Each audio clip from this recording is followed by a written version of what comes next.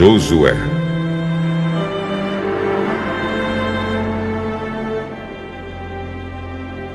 Capítulo 1. Depois que Moisés, servo do Senhor, morreu, Deus disse ao ajudante de Moisés, chamado Josué, filho de Num: o meu servo Moisés está morto. Agora você e todo o povo de Israel se preparem para atravessar o rio Jordão e entrar na terra que vou dar a vocês. Como disse a Moisés, eu lhes darei toda a terra que pisarem. Os limites dessa terra serão os seguintes: ao sul, o deserto, e ao norte, os montes Líbanos, a leste, o grande rio Eufrates e toda a terra dos heteus, e a oeste, o mar Mediterrâneo. Você nunca será derrotado. Eu estarei com você como estive com Moisés. Nunca o abandonarei. Seja forte e corajoso, porque você vai comandar este povo quando eles tomarem posse da terra que prometi aos antepassados deles. Seja forte e muito corajoso. Tome cuidado e viva de acordo com toda a lei que o meu servo Moisés lhe deu. Não se desvie dela em nada, e você terá sucesso em qualquer lugar para onde for. Fale sempre do que está escrito no livro da lei. Estude esse livro dia e noite, e se esforce para viver de acordo com tudo que está escrito nele. Se fizer isso, tudo lhe correrá bem, e você terá sucesso. Lembre da minha ordem. Seja forte e corajoso. Não fique desanimado, nem tenha medo, porque eu, o Senhor, seu Deus, estarei com você em qualquer lugar para onde você for.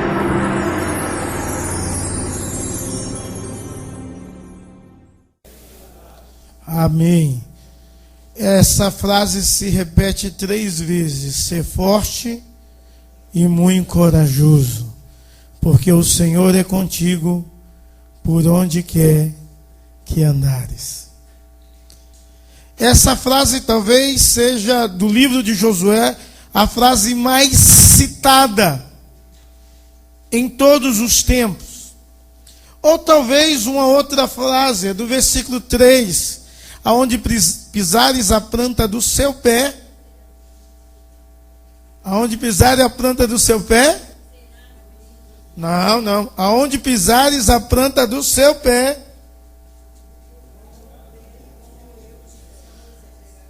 Vos tenho dado como eu prometi a Moisés. Talvez esse seja também o mais. Eu acho que ser forte é mais. Mas esse é muito falado em pregações, onde pisar a planta do seu pé vai ser seu.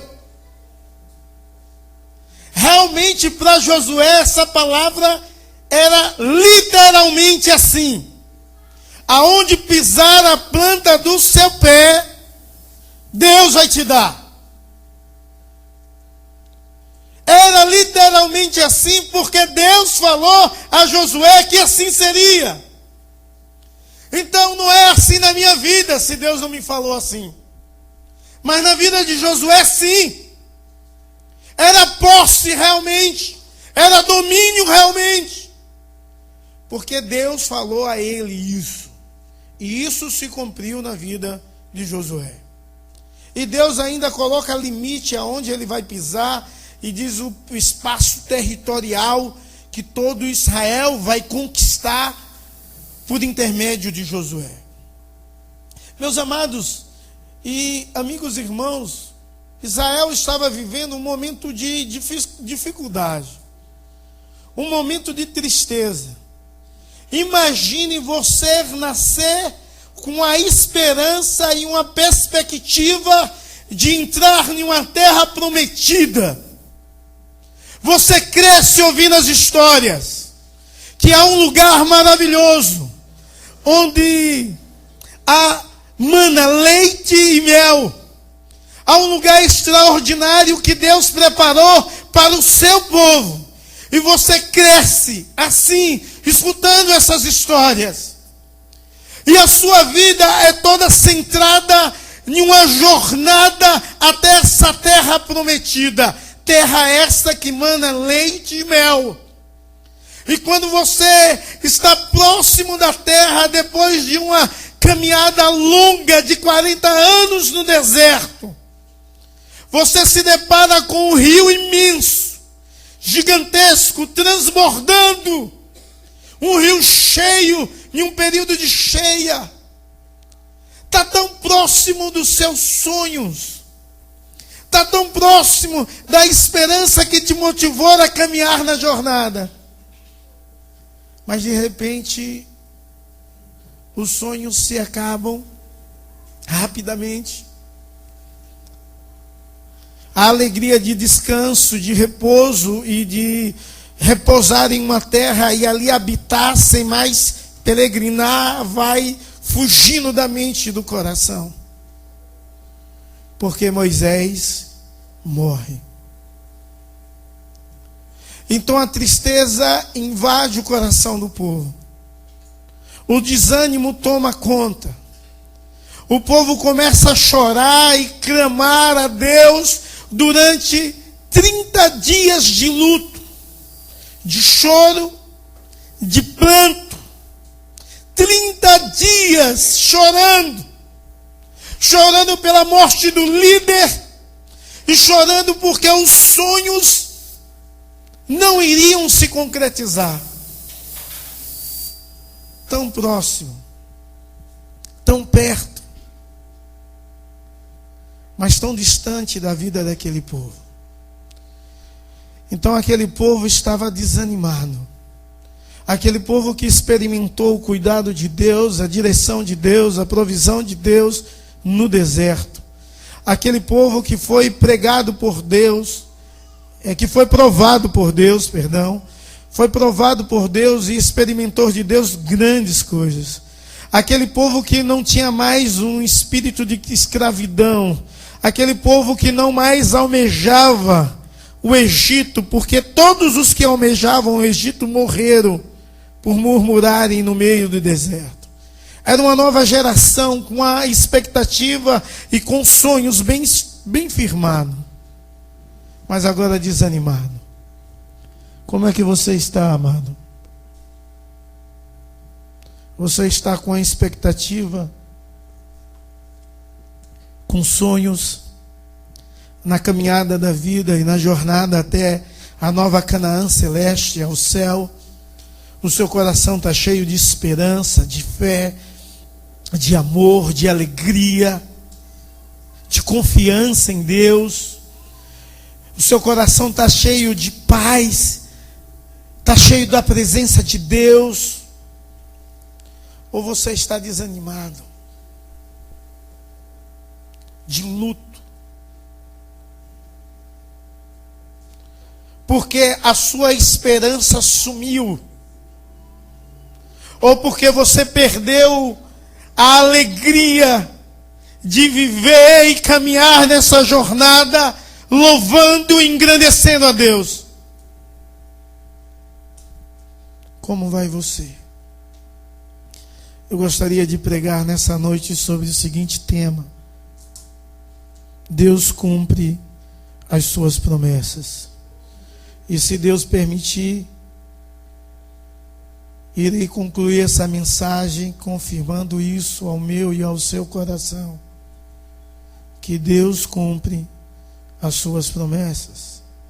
E eu não sei qual é o motivo do desânimo, ou qual é o motivo da tristeza que abate o seu coração, mas é importante que você saiba que Deus cumpre as suas promessas.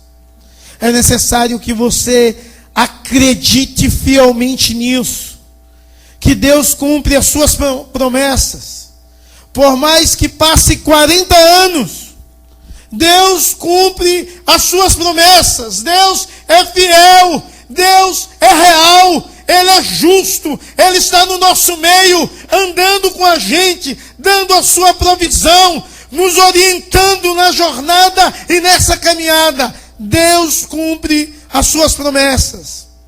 Apesar dos dissabores, apesar das tribulações, das diversidades, Deus cumpre as suas promessas.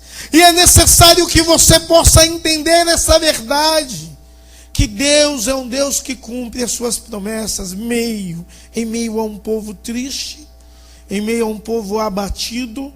Deus faz o ânimo ser recobrado, Deus faz a alegria brotar de novo. E Josué é um exemplo disso. É o primeiro a Deus agir com essa forma pedagógica de animá-lo e motivá-lo, para que ele motive e anime outros a caminhada cristã. E tudo isso começa com o chamado de Josué. Você é chamado por Deus? Ou já foi chamado por Deus? Para quê?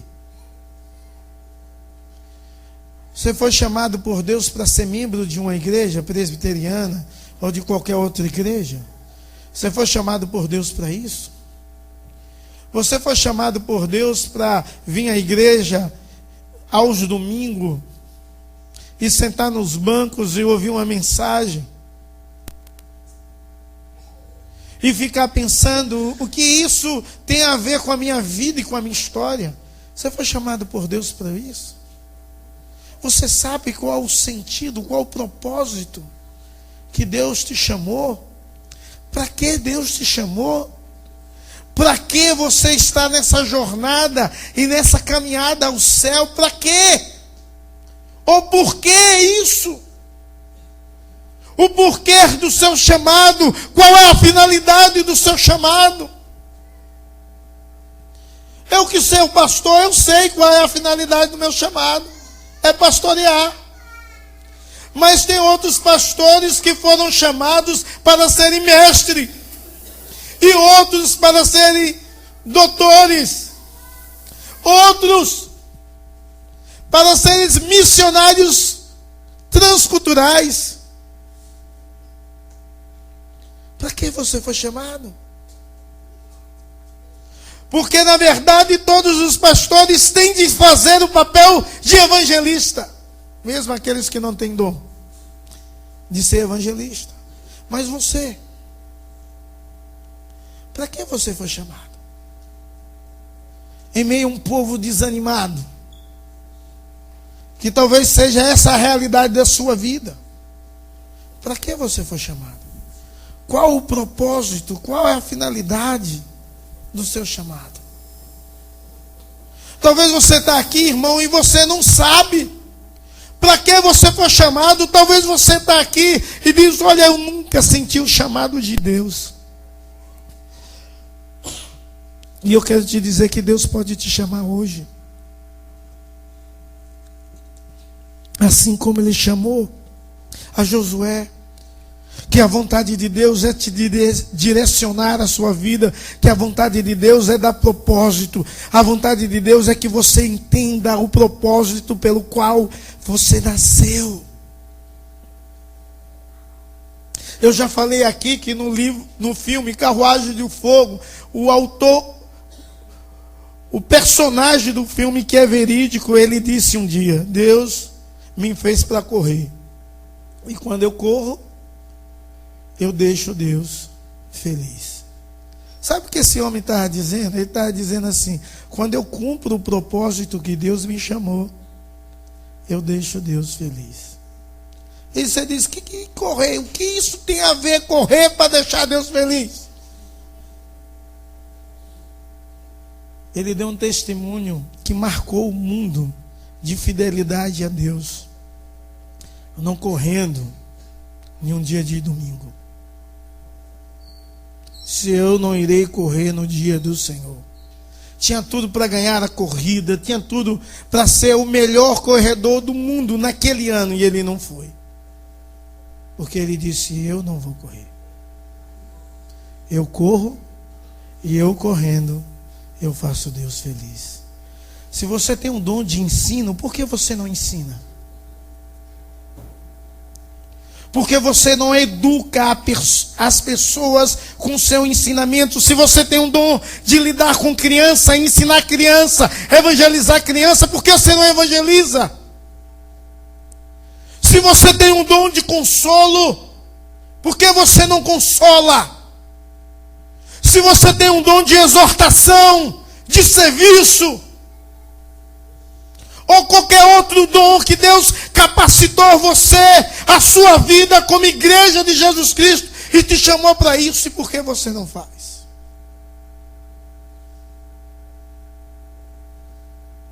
Deus cumpre as suas promessas, mas a vontade de Deus é que homens trabalhem para que as promessas de Deus venham se cumprir. Vou repetir isso. Deus cumpre as suas promessas, mas a vontade de Deus é que homens trabalhem para que a vontade de Deus e as promessas de Deus venham se cumprir. E Deus te chama para isso, para que você venha trabalhar para a glória de Deus e venha servir com aquilo que Deus te comissionou para o louvor e glória de Deus. E quando eu estou dizendo isso, eu não estou tirando Deus da história, porque se Deus não faz, o homem não pode fazer. Se Deus não agir, se Deus não capacitar, se Deus não for conosco, não há como sermos bem-sucedidos. E Deus ensina isso a Josué. 2 vezes ele diz: olha, nessa jornada você vai ser bem-sucedido. E o que faz Josué bem-sucedido é Deus. É Deus. Mas ele atende o chamado de Deus em um momento de dor, e dor que ele também estava sentindo. Ele ouve a voz de Deus, aquela palavra de Deus, Deus falando a sua vida, aquilo revigora. Ele está cabisbaixo, possivelmente sentado, quando Deus fala com ele e disse: levanta-te, ou em outras versões, dispõe-te, comece a trabalhar, desperte, tome um rumo, trabalhe para a glória de Deus e o louvor de Deus, tome um ânimo, trabalhe como pastor do meu rebanho. Esse foi o chamado de Deus a Josué. Trabalhe como aquele que conduz o povo até a terra prometida. O seu trabalho não vai ser fácil. Quem trabalha sabe o que eu estou dizendo. Quem serve a Deus com aquilo que Deus te chamou, entende muito bem. Porque você faz do seu melhor. Chega a gente e diz assim: mas está ruim, hein? Para mim, um ministério que tem trabalhado bem, entre tantos, tem todos trabalham, mas eu quero ressaltar um. E aí eu vou alegrar o Adriano, que fez aniversário ontem, né? O encontro de casais. Esses caras todo dia tem uma tribulação para enfrentar. Todos eles. Todo dia alguém chega e diz assim: desiste. Eu desisti de ir para o retiro. É uma paulada. Porque há envolvido tanta coisa: dinheiro, tempo, serviço, oração, planejamento, reuniões e reuniões, para tudo dar certo. E algumas pessoas desistem no caminho, porque isso é comum e normal em todo lugar. Mas aí não vem só essas dificuldades, surgem outras. Pessoas começam a colocar em barreiras para que o trabalho venha avante. Mas isso é no ministério pastoral, isso é na junta diaconal, isso é para os opressores, as dificuldades começam a acontecer. Isso é para quem serve com alegria. Você é criticado, jogam pedra em você. Você algumas vezes chega o desânimo e você fica como Josué, desanimado. Eu quero te alertar e te dizer que Deus, assim como falou com Josué, Ele fala contigo: levanta-te, tenha disposição, tenha ânimo. O trabalho é árduo, mas você deve trabalhar com alegria. Esse povo que viveu no deserto é ingrato, é infiel, mas você deve trabalhar com alegria. Você deve conquistar a terra prometida. E para conquistar tem barreiras. A primeira barreira é o Jordão transbordando, cheio. Como passar esse Jordão? Imagine, irmãos, uma sociedade que nunca viram um rio. Ninguém sabia nadar. Nunca viram um rio. O primeiro rio que vê está transbordando, cheio demais. Nunca viram um rio para nadar. Nunca. Então nunca aprenderam a nadar. A não ser, possivelmente, Josué viu um rio. E possivelmente Caleb viu o rio no Egito. Os demais não viram o rio. Uma geração inteira não sabia nadar. Como passar? A terra está lá do outro lado. Como romper essa barreira? O segundo obstáculo que eles tinham de passar era Jericó. Como passar por muros tão grandes? Como iremos escalar? Como iremos lutar? Como iremos destruir aquele povo?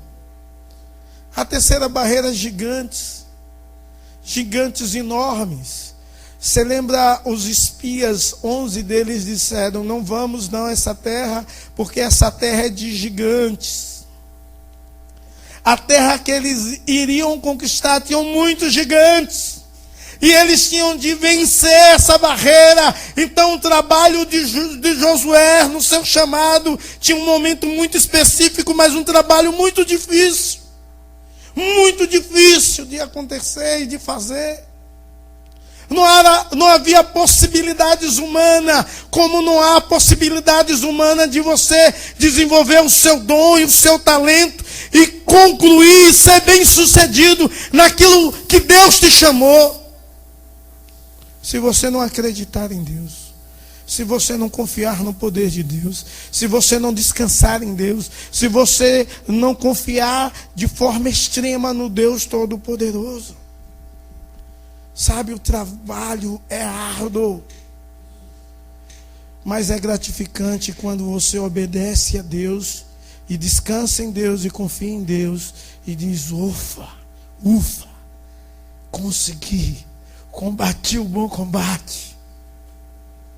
Combati o bom combate. Acabei a carreira. Guardei a fé. Foram tantas lutas, tantos obstáculos, tantas dificuldades, mas eu consegui por causa de Deus na minha vida. Porque Deus me dera vitória. Você deve compreender que Deus te chama em um momento difícil. O trabalho é difícil, mas o Deus que chama é aquele que motiva. E Deus motivou a Josué de uma forma muito especial, porque Deus foi ao encontro de Josué. E Deus falou com Josué. E Deus diz a Josué: olha, como eu fui com Moisés, eu serei contigo.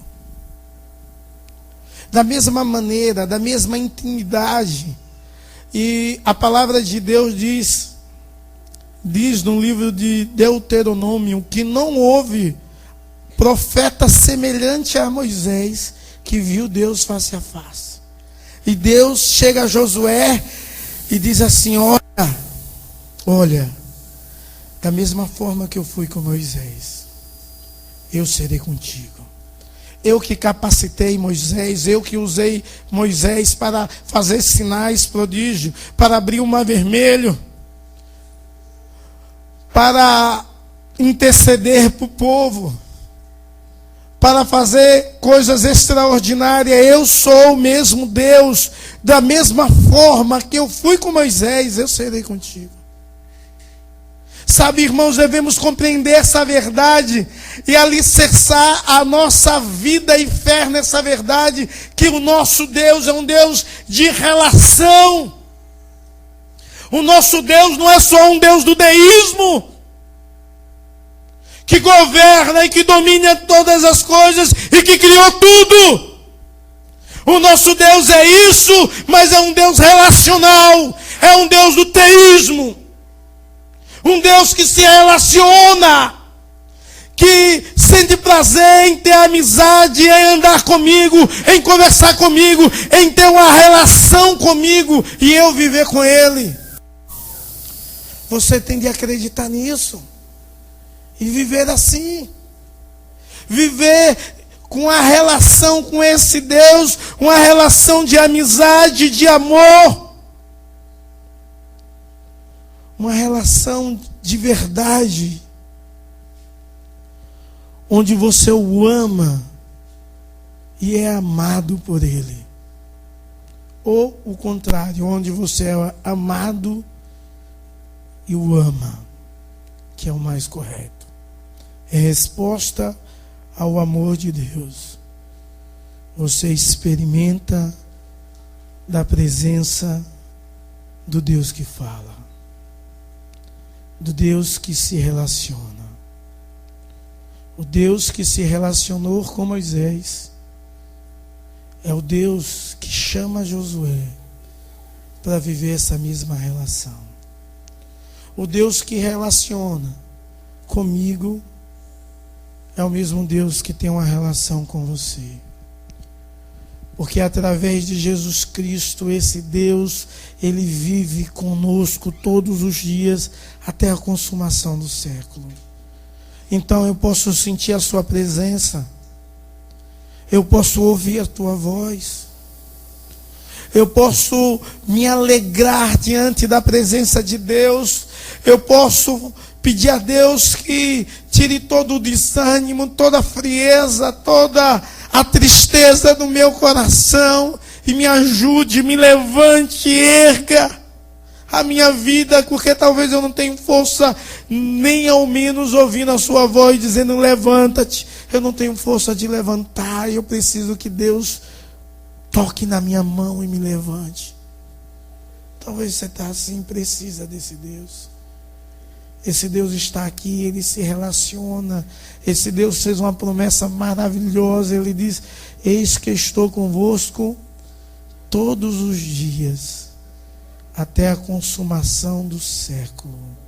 Jesus disse assim: eu estou com você todos os dias. Todos os dias da sua vida eu estou com você, até a consumação do século. Mas não vai parar aí. Ele vai continuar com você eternamente. Porque na jornada que você anda, é uma jornada que te leva ao céu e que te aproxima cada vez mais de Deus e da relação entre você e Deus. Você vira mais íntimo e mais próximo, até um dia você gozar plenamente da presença desse Deus. Sabe, Deus te chama. E Deus te chama com um propósito em um momento difícil, para um trabalho árduo, mas Ele motiva o seu coração. Mas eu quero te dizer que Deus também te dá condições para exercer esse chamado. E as condições que Deus dá a Josué é as mesmas condições que Deus me dá a mim de forma maior e plena, porque agora eu desfruto da presença de Deus contínua, não só de vez em quando, mas todos os momentos. E o mesmo Deus que diz no verso 6: ser forte e corajoso, E no verso 7, ser forte e corajoso. E no verso 9, ser forte e corajoso. É o Deus que me dá a condição de ser forte e corajoso. Eu não vou ser forte malhando. E não vou ser corajoso porque sou nordestino. É cabra macho. Não, cabra não. Bode. Bode é ruim, né? Bode não é bom. A gente tem que ser ovelha. Mas, seu Carlos, tá certo, seu Carlos. Tá certo. Concordo com o senhor. Ser forte, irmãos, é não confiar em mim mesmo. Ser forte é confiar unicamente em Deus, mas nunca esmorecer em meio às dificuldades, tempestades e obstáculos da vida. Ser forte é continuar crendo quando tudo parece perdido. Ser forte é continuar vivendo o ministério em meio às dificuldades. Ser forte é quando você não sabe o que fazer, como Josué estava olhando para os muros, sem saber o que fazer, mas esperar que alguém faça por você e ver alguém com a espada nua nas mãos, que diz: olha, eu sou príncipe do exército de Deus e vim guerrear a sua luta. Ser forte é aquele que confia em Deus. E por isso ele não é covarde. Ele não tem medo. Ele não desiste porque ele compreende a promessa de Deus. Ele sente a presença de Deus. E ele vive a palavra de Deus. Você tem de ser forte e corajoso. Então você deve sentir a presença de Deus. E acreditar que Deus está com você continuamente. Você tem de viver a palavra de Deus. E você tem de acreditar na promessa de Deus. Ele acreditava na promessa de Deus. Meus amados, é necessário acreditar na promessa de Deus, de um Deus que cumpre com tudo aquilo que fala. E Deus prometeu levar aquele povo até a terra de Canaã, e assim Deus ia cumprir. Deus é fiel à sua palavra. Deus cumpre tudo aquilo que Ele fala. Então, tudo que Deus cumpre na sua santa palavra, tudo se cumpre. Tudo que Deus promete, se cumpre. Tudo que Deus fala, acontece. Tudo, tudo, tudo. Então, seja forte, continue crendo na promessa de Deus, não esmoreça, não desanime, diga: eu creio que o meu Deus vive, e vai mudar tudo, vai transformar tudo, vai restaurar tudo. Vai trazer possibilidades de todos os aspectos para que eu e você possamos ser bem-sucedidos por onde quer que andares, por todo o nosso caminho, por toda a nossa jornada até o céu. Mas é necessário também, quem é forte e corajoso, as condições de ser forte e corajoso é viver a palavra de Deus de uma forma extraordinária. E é interessante, irmãos, que Josué, ele ouve do próprio Deus dizendo a ele: você deve viver e seguir essa lei. Você deve se apegar à palavra de Deus.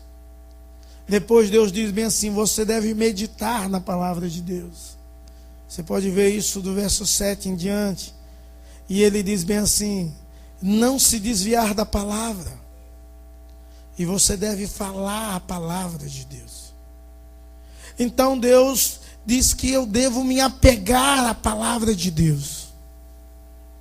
Eu devo ter uma alegria de amar a palavra e essa verdade de Deus. Sabe qual o motivo da fraqueza da igreja nos nossos dias? É porque a igreja entende o seu chamado algumas vezes, mas a sua maioria das vezes, ela não entende a condição do chamado de ser forte. E ser forte e corajoso é alguém que agarra-se à verdade de Deus e entende que é a única verdade para a sua vida, como manual de vida e prática, onde Josué chama de lei. Deus chama Josué de lei, manual de vida e prática. Agarrar-se à palavra de Deus. Aí eu penso assim, não, o que a palavra de Deus diz sobre isso? O que a palavra de Deus ensina sobre isso? Então não vai ser mais como eu penso, mas como a palavra de Deus fala. Não vai ser como eu quero, mas como a palavra de Deus quer. Apegar-se à palavra de Deus é apegar-se ao próprio Deus encarnado no Verbo, em Jesus, que é chamado de palavra. É amar esse Deus. Apegar-se à palavra de Deus é ler a palavra de Deus, é se alimentar da palavra de Deus continuamente, porque a fé vem por ouvir e ouvir a palavra de Deus. Você só pode acreditar nas promessas quando você tem fé e se enche das condições de Deus de ser forte e corajoso. Você é forte não é porque você malha, mas porque você se enche das verdades de Deus em sua vida. Mas você também medita na palavra de Deus. E você não se desvia da palavra de Deus.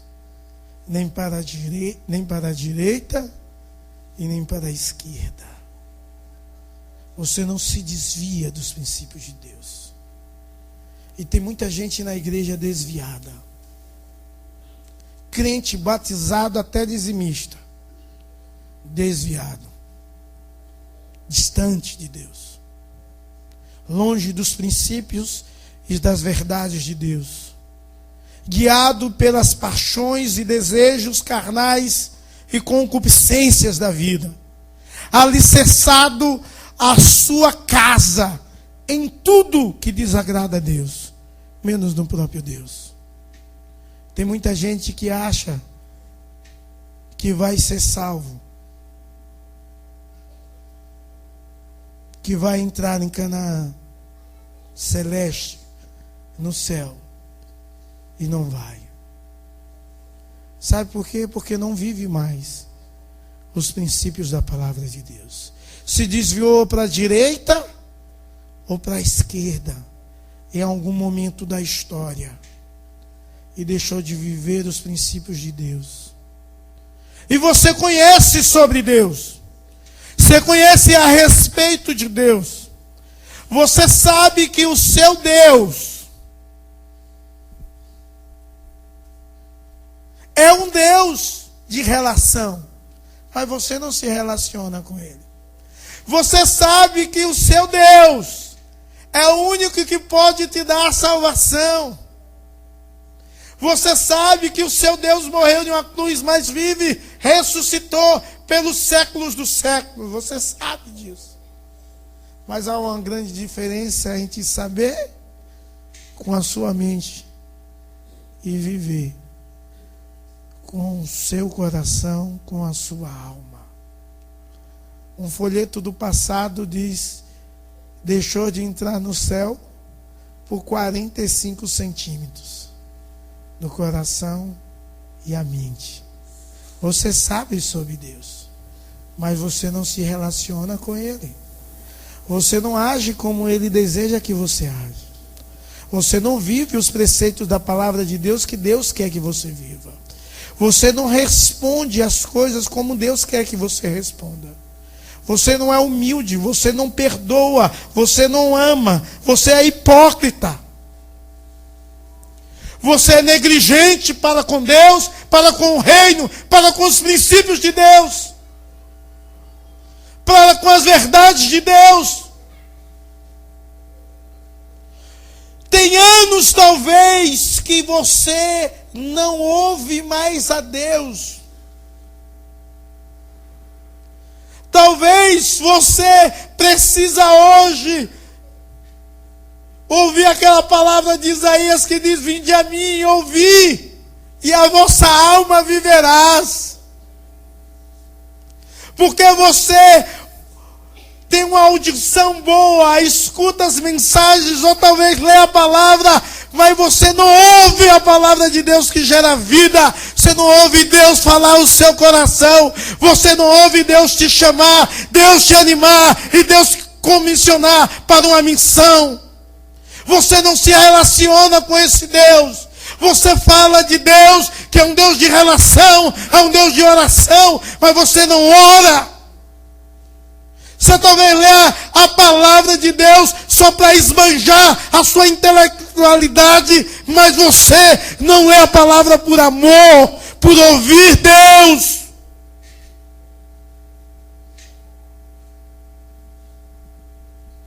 E ainda critica quem é infantil, que disse: eu vou ouvir Deus agora. Isso é falta de Deus na sua vida, que faz isso. O seu terreno é árido. O seu coração é seco como aquele deserto que aquele povo andava. E talvez você está bem diante da terra prometida. Há um grande rio na frente. Há depois uma cidade fortificada. Depois há muitos gigantes. Mas você não vai entrar.